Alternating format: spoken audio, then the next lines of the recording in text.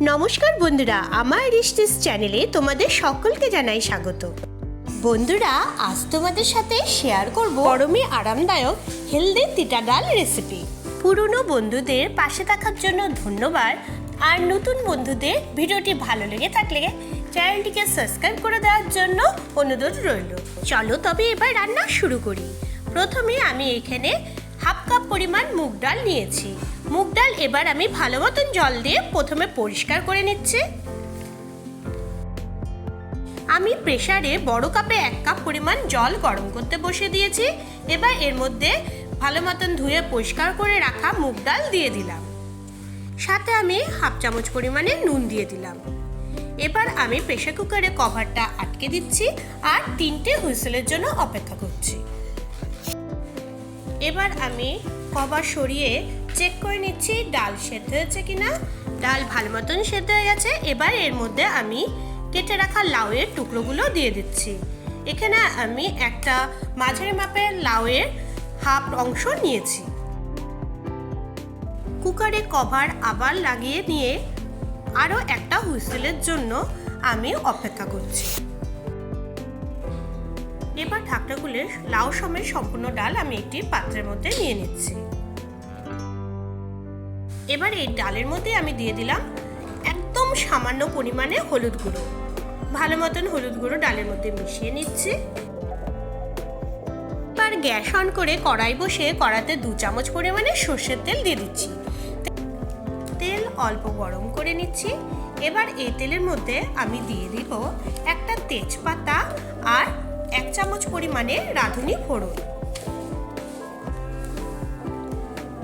1 minute আমি সবকিছু ভালো মতন ভেজে নিচ্ছি। এবার এর মধ্যে আমি 2টো করলা এভাবে গোল গোল করে কেটে রেখেছিলাম, সেই করলার টুকরোগুলো দিয়ে দিলাম। গ্যাসের ফ্লেম এবার মিডিয়ামে রেখে করলার টুকরোগুলো 2 মিনিট আমি ভেজে নিচ্ছি। করলা ভাজা এসেছে। এবার একটু সাইড করে নিয়ে এর মধ্যে আমি দিয়ে দিলাম 1 চামচ গ্রেট করে রাখা আদা। বাকি 1 চামচ আদা আমি পাশে সরিয়ে নিচ্ছি, পরে ইউজ করব। আদার কাঁচা গন্ধ না যাওয়া অবধি মিডিয়াম ফ্লেমে আমি ভেজে নিচ্ছি। এবার কড়াইতে আমি লাউ সমেত সেদ্ধ মুগ ডাল ঢেলে দিচ্ছি।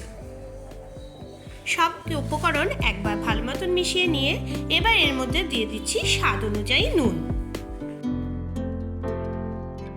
এবার এর মধ্যে দিয়ে দিলাম বাকি যে 1 চামচ গ্রেট করে রাখা আদা আলাদা রেখেছিলাম, সেই গ্রেট করে রাখা আদা। সব উপকরণ ভালো মতন মিশিয়ে নিচ্ছি। গ্যাসের ফ্লেম কিন্তু এই সময় একদম কমিয়ে নিয়েছি। কম তাপে ডাল আমি এবার ফুটতে দিচ্ছি 1 মিনিটের জন্য।